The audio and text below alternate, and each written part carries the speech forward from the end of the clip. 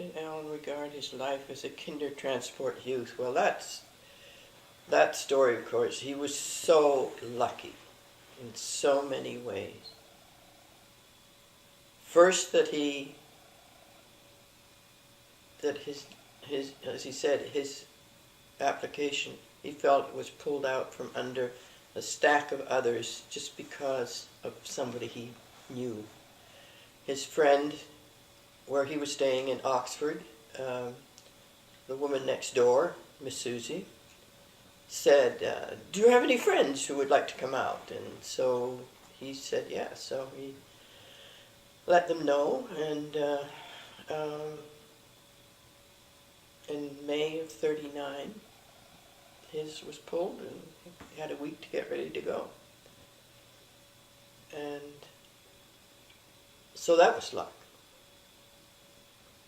His father came home 2 days before he left, and he said he was sort of in a daze all that time. They didn't talk about anything of consequence. Then he gets to Liverpool Station in London, and here was this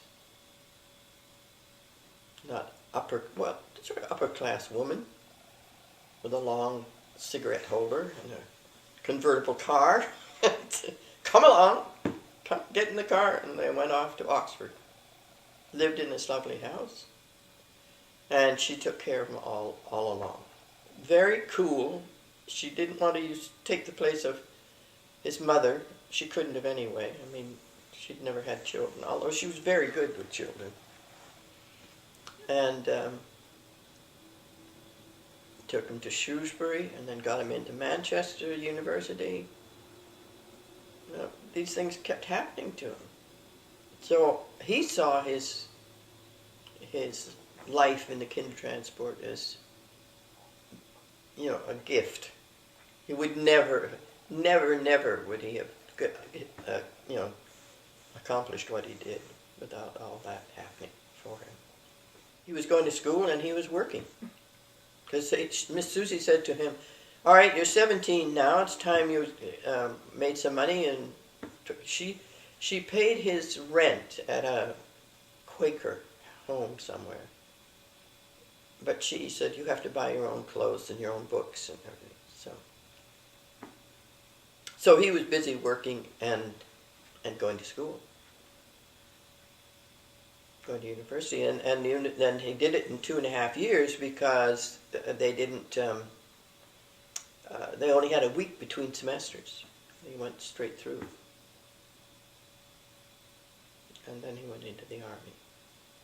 And I didn't realize until I was reading these things that he was 3 years in Europe with the occupational forces. And we got married in '51. And in '52, we went on a belated honeymoon to Vienna to meet them. And then we used to go, as long as the children were small, we went about every 3 years. But after that, we went more often to see them. His father died in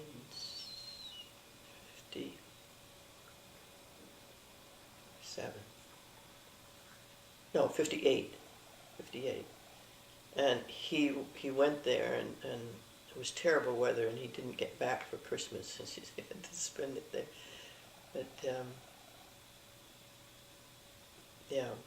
massive heart attack. He didn't take care of himself. And his mother died in '77. It was. We had just been there 2 weeks before, and she had a stroke, so he turned around and went back again.